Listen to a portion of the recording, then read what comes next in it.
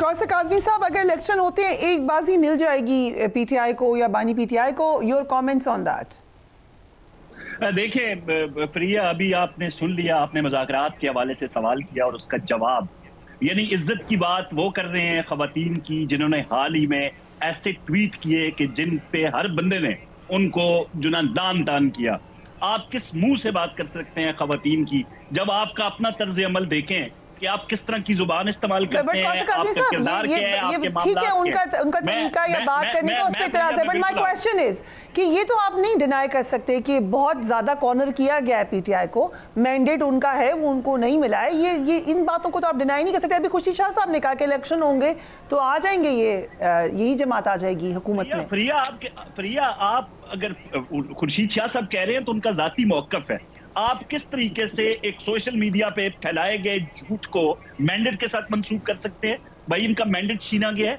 Mandate अगर छीना गया होता तो बार बार एक ही सूबे पे इन्हिसार करके मरकज और पंजाब पे चढ़ाई ना की जाती। यहां से तो बसरा साहब खुद नहीं पहुंचे इस्लामाबाद। ये मुझे मिसाल दे रहे थे कि आपका बच्चा वहां पे हो जाता। वहां पे तो किसी एक लीडर का बच्चा नहीं था। तहरीक इंतशार की जितनी लीडरशिप है, जो इमरान खान के नाम पे जो व्यूज ले रहे हैं यूट्यूब पे बैठ के या दीगर जराये से जो कमाई करते रहे हैं माजी में, उनमें से तो किसी एक का बच्चा डी चौक में नहीं था। तो आप दूसरों के बच्चों को कहेंगे? ठीक है, तो आपने कहा मुज़ाकरात का माहौल नहीं लग रहा, लेकिन हमने देखा आज पीपल्स पार्टी ने भी तनकीद की पीएमएलएन पे, कल मौलाना नाराज नजर आए। सो आपको इनको इकट्ठे लेके नहीं चलना चाहिए? प्रिया, देखें, अमन की सियासत, फिक्री सियासत, तामीरी सियासत, पाकिस्तान में इस्तेहकाम की सियासत, तहरीक इंतशार के बस की बात नहीं। हम ये कह रहे हैं ना, इमरान खान का मौक़िफ़ आना चाहिए सामने मुज़ाकरात के हवाले से। जिनका जो एक्स अकाउंट है वो बाहर से ऑपरेट हो रहा है, उनके अपने बस में कुछ नहीं है। जो फॉरेन फंडेड फितना है उसके बस में कुछ नहीं है कि पाकिस्तान की बेहतरी के लिए, पाकिस्तान की जमहूरी जमातों के साथ मिल बैठ के पाकिस्तान के लिए सोचे। अभी इनका बयान आ गया रिचर्ड ग्रेनल का, उससे पहले अब ये अब्बू जी बन गए और ट्रंप जो है वो दादाजी बन गए इनके लिए। लेकिन क्या इम्पैक्ट है रिचर्ड ग्रेनल के जो बड़ी क्लियरली उन्होंने कहा है कि मैं तो सपोर्ट में हूं कि रहा करें बानी पीटीआई को। इसका प्रेशर है हुकूमत पर? क्यों प्रेशर लें? आप एक खुद मुख्तार रियासत में रहते हैं। हमने इलेक्शन मुहिम में सिर्फ झूठ नहीं बोला, एब्सोल्युटली नॉट का। हमने इलेक्शन मुहिम में झूठी अमेरिकन गुलामी से कौम को निजात के ख्वाजा आसिफ तो कह चुके ना कि हम वेंटिलेटर पर हैं, अमेरिका के पास हमारे वेंटिलेटर की चाबी है। ये तो वो कह चुके हैं। हल्का इंतखाब है जो आपका, उसके अंदर जो आपके ओवरसीज पाकिस्तानी जो पीटीआई के सपोर्टर्स हैं, आप उनके सामने बैठ के एक बात कर दें। उनकी जो लॉबियस्ट फर्म जो हायर की गई हैं, जिन पे अच्छा खासा पैसा लगाया गया है, फॉरेन फंडेड फितना में वैसे तो नहीं कहता, उनके कहने पे अगर कोई बंदा जाती राय पे एक ट्वीट कर दे तो उसको आप अमेरिकन गवर्नमेंट की राय नहीं कह सकते। तो जब प्रेशर आएगा तो फिर देखा जाएगा। और माजी में हम बता चुके हैं कि बारहा अमेरिकन प्रेशर आया। अमेरिकन प्रेशर को किस तरीके से सस्टेन किया गया, ये भी हमारी जमात, वही जमात है। ठीक है, ओके। बिल क्लिंटन की कॉल एक दिन में बारहा कॉल आती थी बिल क्लिंटन की। ठीक है जी, अमेरिकन अड्डों वाली बात तो हुई नहीं थी जिसपे बानी वैसे ये बात आपकी ठीक है, ये आप ठीक कह रहे हैं, लेकिन उन्हीं बिल क्लिंटन की कॉल पे फिर मियां साहब को बाहर भी भेज दिया गया था। सो ये भी हकीकत है, ये सैयद मुशाहिद हुसैन हमारे प्रोग्राम में बता के गए थे। बट आपका पॉइंट आ गया।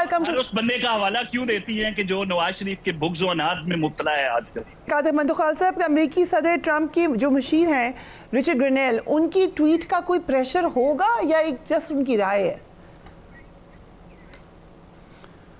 देखिए, हम पीटीआई की तरह ये नहीं बोलते एब्सोल्यूट नॉट अमेरिकन गुलामी और पूरा कौम को जो है ना वो एक नारे के पीछे लगा है।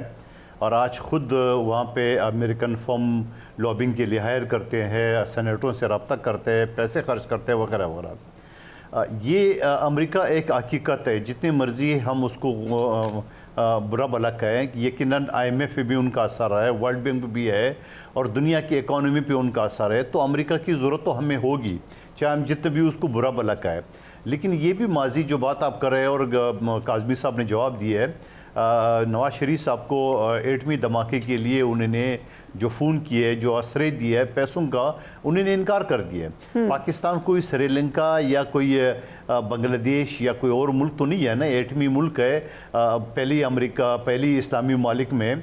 तो मैं ये समझ रहा हूँ कि इसको इस नज़र से ना देखा जाए। बाकी जो बातचीत दूसरी है, जो ये पीटीआई वाले खुश हो रहे हैं और इस चीज़ के लिए ट्रंप के आने से, पीटीआई वाले तो खुश हो रहे थे। इमरान खान साहब ने बोला कि मोदी जीतेगा तो कश्मीर का मसला हल हो जाएगा। मोदी ने तो कश्मीर को अड़प कर दिए और डकार तक नहीं लिए, उन्होंने एक जुमे के दिन एहतजाज करके खामोश हो गए। तो मैं ये समझ रहा हूँ आज भी वक्त है पीटीआई का। और मुझे सबसे अच्छा जो बात लगी है, जो सबसे ज़्यादा शोला बयान था शेर अफजल मरवत का, कल जो असम्बली में उसने बयान दिए, बड़ा एक सुलझे हुए इंसान को उसने एक तासर दिया है। तो मैं समझ रहा हूँ पीटीआई वालों को ये जो, और इनको अभी भी पीपल्स पार्टी ने पहले भी उनको सपोर्ट किए, पहले भी इनको ऑफर किए है, और गो कि ये हमेशा गालियां देते हैं, तरह बुरा भला करते हैं, लेकिन अभी भी पीपल्स पार्टी इनको बचा सकती, कोई और आदमी नहीं बचा सकता है। और ये तो ऑफर आ गई है मुस्लिम लीग नून, यकीनन वो हुकूमत में, मुस्लिम लीग हुकूमत में ये जितने भी चढ़ाई करते रहेंगे और जितने, देखिए मैं आपको एक मिसाल दूं, मेरे नज़र में इमरान खान माजी का किस्सा बन गया। अल्ताफ हुसैन ने एक तकरीर की थी, नामो निशान बन गई। मैं कराची में रहता हूँ, यहाँ परिंदा पर नहीं मार सकता था, यहाँ कोई सोच नहीं सकता था कि अल्ताफ हुसैन जो है ना, वो अल्ताफ हुसैन ने कहा हड़ताल तो हड़ताल, दिन में 25-30 लोगों को एक स्कोर लोग बनाते थे। आज उस आदमी का जो है ना यह नाम निशान ख़त्म हो गया।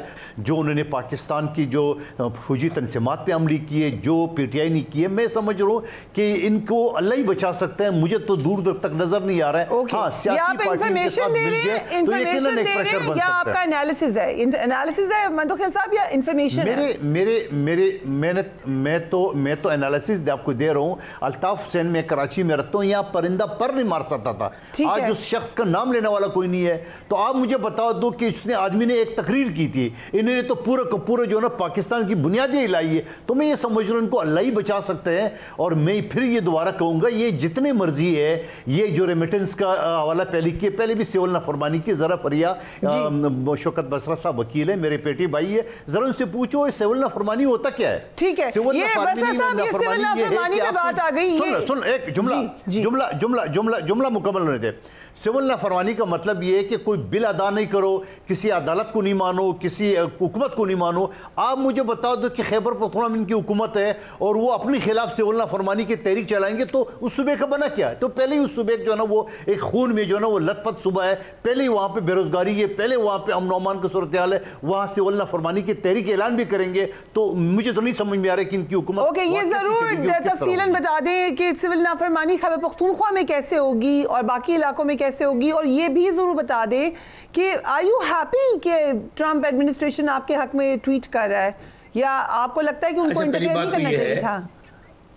पहली बात तो ये है कि हमें ट्रंप के आने की खुशी इतनी नहीं है जितनी जो बाइडेन इंतजामिया के जाने की है। ओके, जो बाइडेन इंतजामिया, ये जो जितना तुफैली ग्रुप है ना, ये जो जिन्होंने, आपको याद है कि साइफर आया, साइफर के बाद स्पॉन्सर्ड आपकी वो अदम इत्मीद आई, वो तो मौलाना फजल रहमान साहब मान चुके हैं कि हमें बुलाया गया। एक क्वेश्चन है, अगर साइफर है, मुझसे ज्यादा हमने बड़े डिटेल में कवर किया है, साइफर मुदाखलत आपको याद होगा कितना इसके ऊपर बहस होती रही। नहीं, मैं मेरा सवाल सुन लें, अगर वो मुदाखलत है थी तो ये ट्वीट क्या मुदाखलत नहीं है? प्रिया, अगर मुझे सवाल आप जवाब या देखना या सवाल कर लें, पूरी तरह सवाल मैंने सवाल कर लिया है, पूरी तरह कर लिया, आप जवाब दे दें उसका। कर लिया आपने? मैंने अर्ज ये किया है कि जो कुछ तहरीक इंसाफ के साथ हुआ, जो इमरान खान के साथ हुआ, जो पाकिस्तान की 25 करोड़ आवाम के साथ हुआ, वो काम चला। जो बाइडेन इंतजामिया से जो साइफर आया कि इमरान खान को हटाओगे तो सब ठीक हो जाएगा, वरना आपको कॉन्सिक्वेंसेस फेस करने पड़ेंगे। उसके बाद अदम इत्मीद आती है, साइफर भी एडमिटेड है, आपके अदम इत्मीद में एडमिट एक ही चीज सामने आ गई। अच्छा, उसके बाद जब इलेक्शन चुराया जाता है, जो जुल्म सितम हुआ, सब कुछ वहां से हो रहा था। हमने जो बाइडेन इंतजामिया गई, हम इस बात पे खुश हैं और हमारा मौक़िफ़ ये है, बिल्कुल हमें किसी की मुदाखलत नहीं चाहिए, किसी के कहने पर रहा होना नहीं चाहिए। लेकिन क्या पाकिस्तान के अंदर जो इंसानी हकूक का जनाजा निकाल दिया गया है, आप इस मुदाखलत की मजम्मत करते हैं, रिचर्ड ग्रेनर की मेरी बात मजम्मत करते हैं, फिर सवाल मैं सवाल तो पूछ रही हूँ, आप उसका जवाब ही नहीं देते। मैं भी यही कहती हूँ, छोड़ दें इस बात को, मेरा क्वेश्चन का जवाब दे देना। क्वेश्चन करने का क्या जवाब नहीं देते? ये offence is the best defence रख लिया आज आपने। मुझे फिर जवाब क्यों ले रही है? आपसे जवाब आप दे ही नहीं रहे, आप कोई और बात शुरू कर देते हैं। आप कहते हैं ये ए से एप्पल, बी से मैं पाबंद नहीं हूँ कि जो आपसे सुनना चाहे सर मैंने पाबंद नहीं किया, मैं तो रिक्वेस्ट कर रही हूँ जवाब दे दें कि ये ट्वीट मुदाखलत है या नहीं है। देखिए पहले नहीं, वो पहले दोनों इंटरप्ट कर रहे हैं, मैं उनको इंटरप्ट नहीं करता। आप मैं जवाब नहीं देता, मुझे अच्छे तरीके से आपने सवाल को इग्नोर कर दिया है। मुझे करने दें बात, आपकी बात जल्दी से कर ले, 1 मिनट रह गया, मुझे कौसर काज़मी साहब से भी स्टेटमेंट लेनी है। कौसर छोड़े इनको बेचारों को, ये सियासी यतीम है जिनका लीडर अपना हार गया, डॉक्टर यास्मीन राशिद, इनकी क्या हैसियत और औकात है जो काउंसलर मुंतखब नहीं हो सकते, आप उनको टाइम दे रही हैं जो पाकिस्तान की फूल झड़े हैं आपकी जुबान से, क्या कह सकते हैं आपको? यही जवाब मिलेगा और कुछ नहीं मिलेगा, बस यही जवाब है फ्रिया। इससे पहले कि आप मुझे दावत दें